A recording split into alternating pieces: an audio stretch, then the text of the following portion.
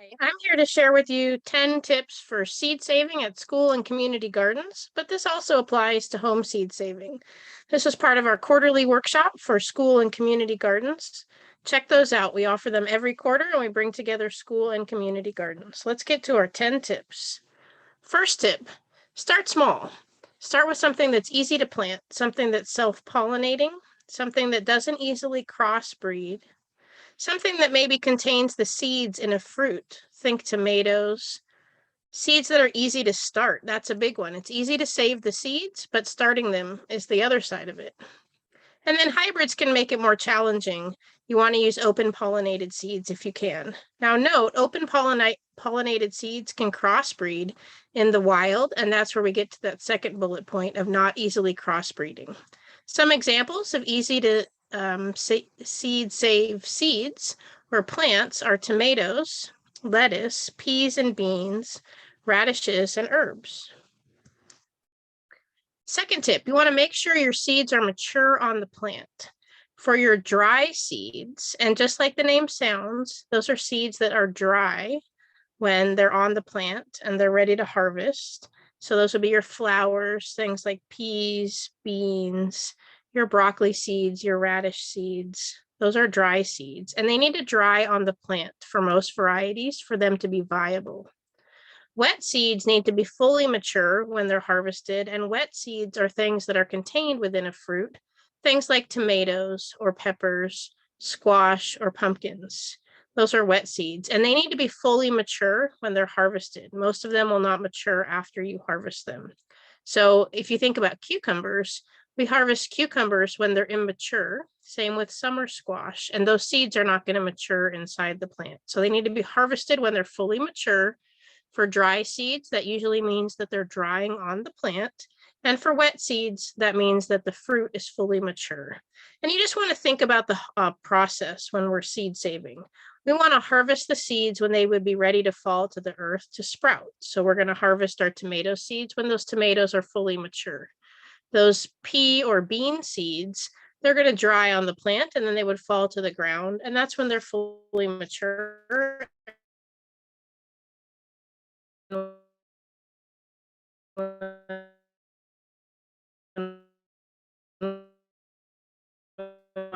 Harvest them.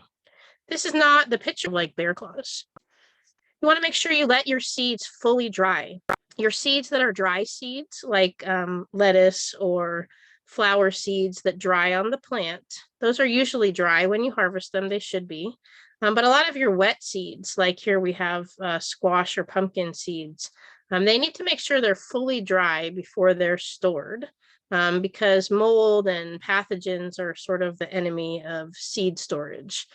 Just to note, and I can't remember if I have it in a future slide, so I just want to note that when we are cleaning our seeds, the goal is not to sterilize them, just to remove most of the plant material that could bring in pathogens, mold and things like that.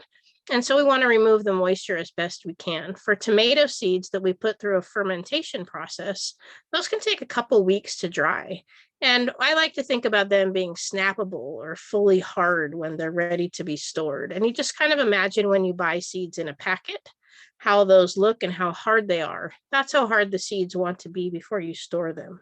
It's not a good idea to harvest or collect seeds after the rain or on damp days. And if you do, then you want to make sure you let them air dry before you store them.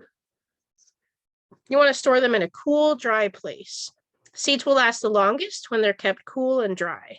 There's several examples of seeds that are several hundred years old that have been stored in clay containers that are still viable. They'll still sprout, and they've been kept in a cool, dry place. You want to be cautious with airtight containers. They can hold moisture in. I know some people freeze or store seeds in the refrigerator. And just be cautious with putting them in the freezer. If you think like a soda can, when you put it in the freezer too long, it explodes. If a seed has a lot of moisture in it, then it can rupture the shell of the seed in the freezer in the freezing process. So just a cool, dry place is usually all that's needed. I store a lot of my seeds in envelopes, but I put them in a container where moths and other bugs can't get to them. So store them in a cool place. Don't store your seeds forever. A lot of people, one of the main questions or a common question we get is, how long do seeds last?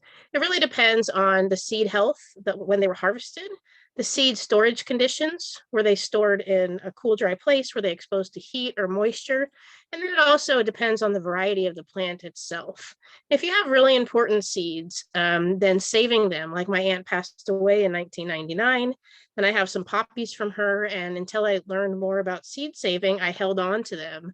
And every year that a seed every year the seed viability goes down a little bit. With every plant, it's a little bit different. But if you have an important seed, you want to grow the seed out every year or every other year. So places that store seeds or places that sell seeds, they'll grow their seeds out at least every year, every couple of years. So we want to save them, but we don't want to just hold on to them. We want to replant them every year. If you have really important seeds, this happened to one of our fellow master gardeners. They had some really cool squash seeds, and they had a major, I can't remember, it was a gopher or a squirrel problem. And they planted a lot of their seeds and they lost that crop. And so, they sourced out to other master gardeners who they shared those seeds with. And I think that they were able to get more. But if you have really important seeds, you may want to hold on and plant some one year and then hold on to the seeds and maybe plant the rest of them the next year in case you have a crop failure. Don't be afraid to grow your own seeds. If it doesn't work, you just try again. And you want to make sure that I shouldn't say make sure, but I encourage you to journal and make notes about what you've learned, about garden observations, about plant health, about the weather during the growing season, and other plants you grow in the garden. That can help you track down cross-pollination that may have been good and had a positive outcome or may have been bad and cause you to have seeds that don't really make the fruit that you want. And I am working on a one-page sheet that you could put in your garden journal for seed saving, so stay tuned for that. But the bottom line is, don't store your seeds forever. If you have radish seeds that are 10 years old, give them a try and plant them. You can do a germination test. And you can plant them and see if they come up. And if they do, then great. And if they don't, then you don't lose anything. So just because the seeds are expired, it doesn't mean that they're not going to grow. And like my aunt's seeds from 1999, I need to just give them a try. And I think I won't try to grow them all, but I'll just grow a few and see how that goes. Sorry, my battery is low. Okay, we want to check the chart. When we, as master gardeners, share information with the public, the University of California Agriculture and Natural Resources has a lot of great information. And so we share a lot of information from them. One of the things I noticed when I started seed saving was that it was a little bit hard to find university information on home seed saving. And I wondered why that was, and try to figure out if I was missing a resource. And I've come to the non-scientific conclusion that a lot of the university research on seeds is more targeted towards crops and production. And so they have information about saving radish seeds and growing radish seeds and harvesting radish seeds, but it's all on a large scale and commercial level. So a really great resource for the home gardener is the Seed Savers Exchange. And here's the link right here. And they have a lot of great information. If you go to our website under recent presentations and you look at resource sheets, they have several resources. There's a resource sheet for seed saving, and that seed saving resource sheet has a lot of different links to the same website, but takes you to different places. And that chart is going to tell you, like I said at the beginning, you can save seeds all day long, but will that seed grow the plant that you're expecting or wanting to grow? That's the challenging part and the lifelong journey to perfect for seed saving. And the chart will really help you out. It will tell you what family the plant is in, so you'll know what it will crossbreed with. It will tell you how it's pollinated, how often it flowers. Is it an annual? Is it a perennial? How many you need to get viable seeds, and a lot more great information. So check this chart out, and it's in our resource sheet. You can also when we're looking at preventing crossbreeding, and we have a whole presentation on pollination traffic control, where we talk about controlling the movement of that pollen to prevent crossbreeding.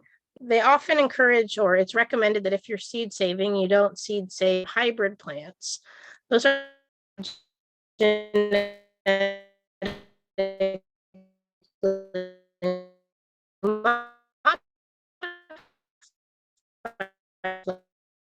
plants.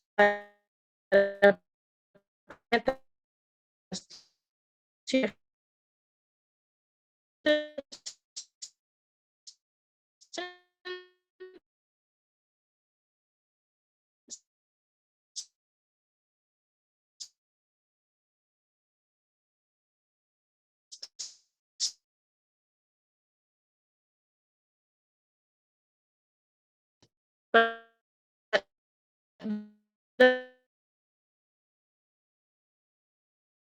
those can also naturally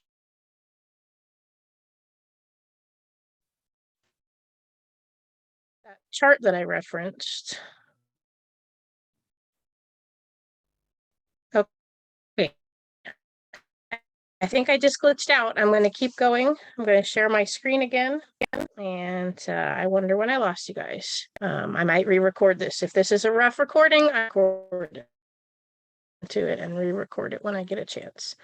But so you can provide space to prevent crossbreeding through distance, but they can't crossbreed, and you can also provide space through time. If two flowers are, if two flowers are not blooming at the same time, they're not going to crossbreed. So there's a lot of things you can do to do pollination traffic control and create space through time and distance. And the Seed Savers Exchange website has a lot of information about that. And we have our pollination traffic control website, our YouTube video you can check out as well. So you can provide space through time and distance.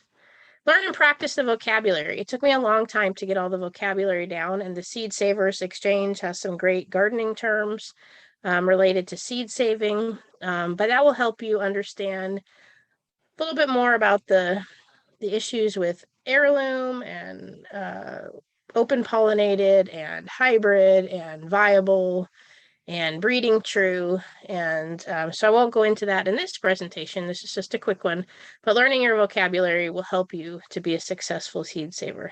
And it's okay if you don't remember everything right away. It took me a long time to get it all down. And these are really beautiful seeds. These are from a yucca. Beautiful seeds, very easy to collect, pretty hard to start. So another good example of a seed that you can harvest all day long, but getting it to start is a whole other matter. Know that we're here to help. We have a Master Gardener helpline. That's a phone number you can call, and an email. And then twice a month, we have an Ask a Master Gardener time. One is the second Sunday of each month online, and you can find information about that on our website. And the other one is the second Saturday of each month at Highland Library. So we are here to help. Join our monthly classes. That's the other thing that we can do for you, is you can join our monthly classes. Each month we have a different topic. We have like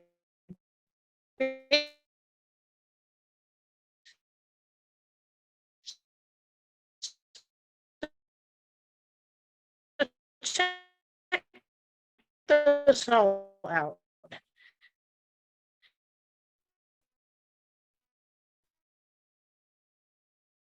If you want to start a seed library at your school, you just need a box. It's instant proof envelope. I am just having a terrible time with the internet. I'm still going to post this video, but I'm going to update it. So I apologize if you're listening to this and you're listening to my internet go out. And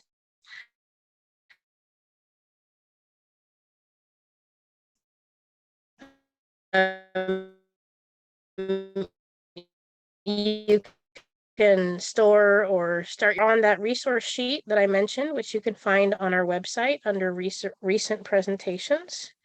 Here's some more of those resources. And here's helpline information in case you want to reach out and ask us questions. So thank you very much for joining us. I apologize for my internet connection. I'm going to post this video now, but re-record it tomorrow when I maybe have a little bit better internet. Have a great day. Thanks for joining.